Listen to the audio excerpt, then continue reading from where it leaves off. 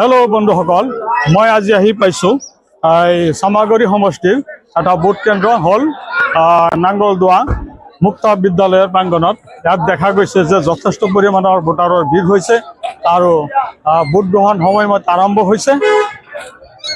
Vote গ্ৰহণ চলি আছে আৰু এইটো এটা ভোট কেন্দ্ৰৰ দৃশ্য আপোনালোকে চাব পাৰে যে ইয়াত ভোটাৰসকলৰ কিমান ভিৰ চলি আছে আৰু কেনেকুৱা দৃশ্য এটা আছে।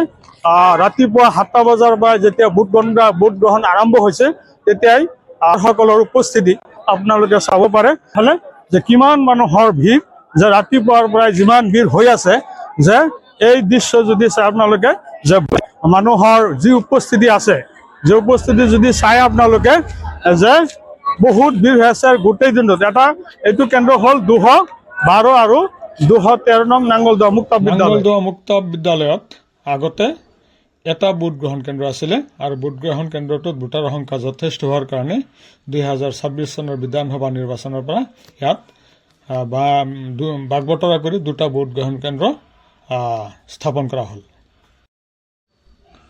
এয়া হ'ল চামাগুৰি সমষ্টিৰ কাঞ্চনপুৰ জিপিৰ নাঙ্গলদা গাঁৱৰ এটা ভোট গ্ৰহণ কেন্দ্ৰৰ দৃশ্য আৰু ইয়াত ভোটাৰৰ উপস্থিতি বহুত হৈ আছে আৰু গোটেই দিনটো এনেকুৱা উপস্থিতিত ভোট গ্ৰহণ আগে পূৰ্বেও হৈছিলে আৰু গোটেই দিনটো ভোটাৰৰ উপস্থিতি এনেকুৱা ভিৰ হৈ থাকে।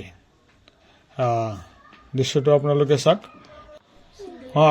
চাওক, পুৰুষ মহিলা উভয় শাৰীতে সমান সমান ভোটাৰ আছে।